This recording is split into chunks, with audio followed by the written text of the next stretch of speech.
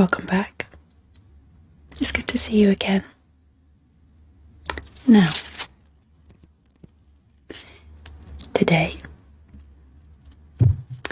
is your 14th therapy session. And in today's session, we're going to be looking at our emotions and how sometimes they can overwhelm and control us.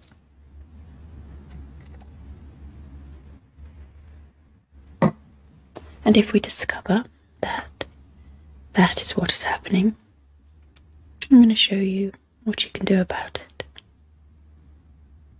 Now, if you'd like a reminder of what we talked about in the last session, you can watch that here. It should pop up on the screen.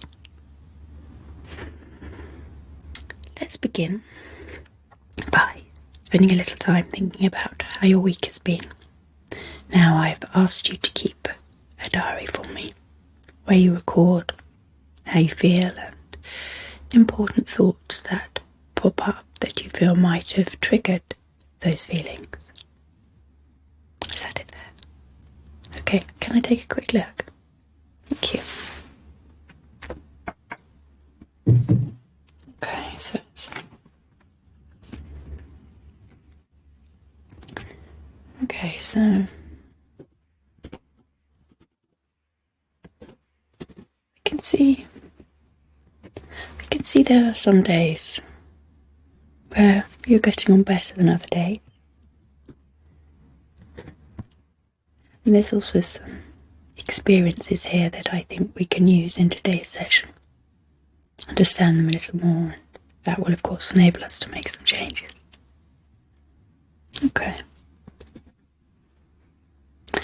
Okay, so let's talk about emotions.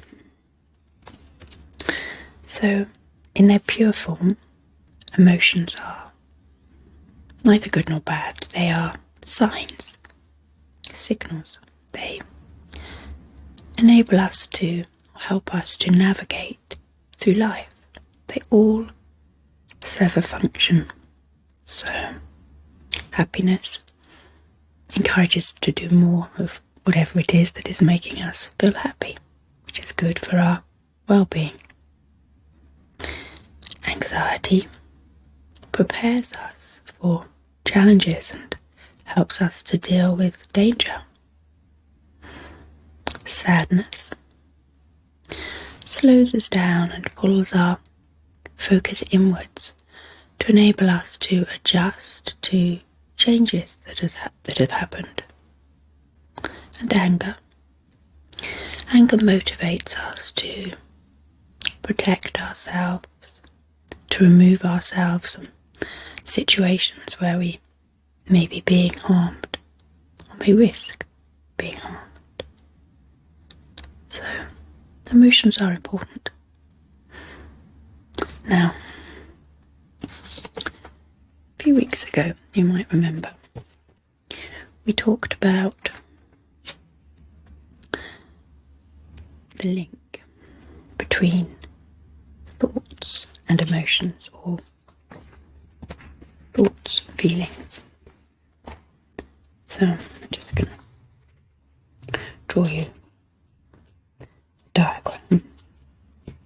This is one you've seen before, to remind you of that link.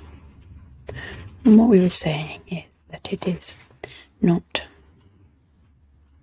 the event, but influences how we feel in a particular situation.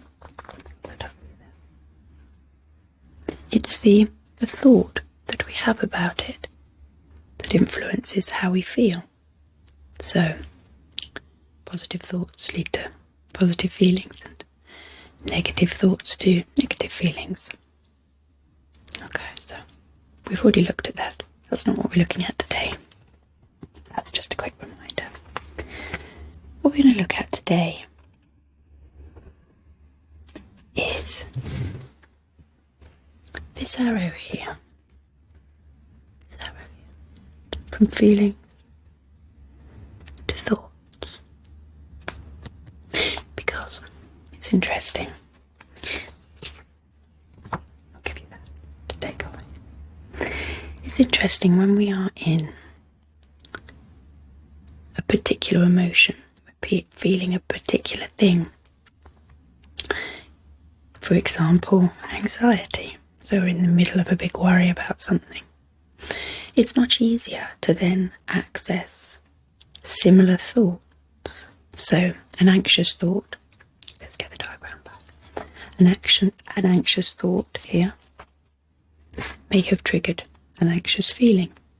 And once we're in this anxious place, it's then much easier to access more anxious thoughts. So we'll find ourselves beginning by worrying about one thing, and then a few moments later we're worrying about 2, 3, 4, 5 things. This is how people get very stuck in anxiety.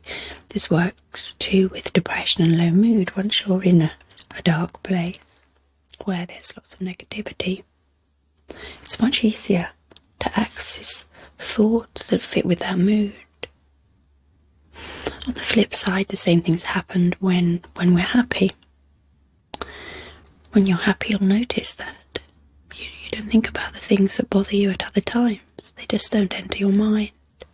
It's much easier to access those thoughts that make you happy. And to get caught in a cycle. Psychologists call it mood congruent thinking. So, no, that's again not what we're talking about today, just a little bit more background. But the other thing that happens during this connection here is that sometimes, probably because our emotions are so strong, so overwhelming at times, and they have to be, nature has designed them to be that way, else we'd ignore them. And as we said at the beginning, we need them to help us to navigate through the world. But because they are so strong, sometimes we take them as evidence of something. So, I feel bad, therefore it must be bad. So the emotion, the negative emotion, we take it as if it is a reflection of something concrete in our external world. I'm wondering if I look through your diary here, I noticed a few thoughts that might kind of fit into this pattern. We call it emotional reasoning. I notice you have this trip coming up where you have to take an aeroplane, and you've put here I feel terrified. I'm terrified of aeroplanes. They must be dangerous. So you take the terror, the fear that you feel, and it becomes evidence of danger. See if we can find something here. Okay, yes, I can see here. I feel guilty. I must be a bad person. And here, again, I feel angry. This is proof I'm being treated badly. I feel inferior, so I must be inferior.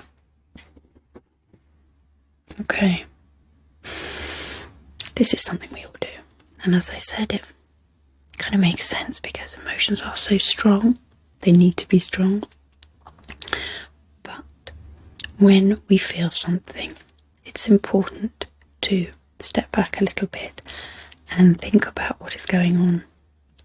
Look at the other information that we have, because feelings aren't facts. They're signs. They're signs that we need to attend to. We mustn't block them out. Our intention mustn't be to get rid of them. We do need to tolerate them and attend to them. But we need to attend to them in a particular way. We need to evaluate accuracy. What else in this situation do I need to take into account before making a decision here? Now, this type of thinking pattern is something that we've looked at briefly in another session. It's called a thinking error, a cognitive distortion, or the term I prefer, thinking filter, because I think that term kind of illustrates what's happening. A lot of information that could help us make a more helpful, accurate assessment is filtered out, and we just focus in on that feeling.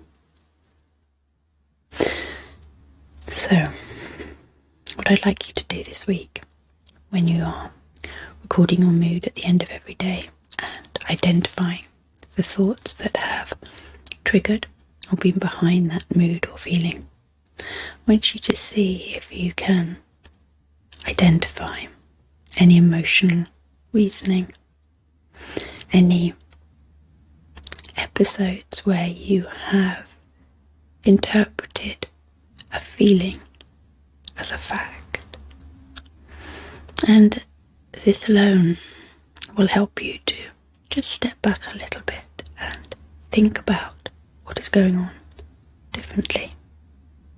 It will reveal in that space that you create by stepping back the alternatives, the other options that are available to you in thinking about that situation. So, I hope that gives you something to consider this week, something to work on, that will help you to have a different relationship with your emotions. Maybe feel a little bit more in control of them, in charge of them is probably a better word. In charge of them. Okay, so that's the end of our session for today. I hope that you're able to join me next week for another therapy session. In the meantime, it was nice to see you today, to spend time with you. You take care of yourself. Bye-bye.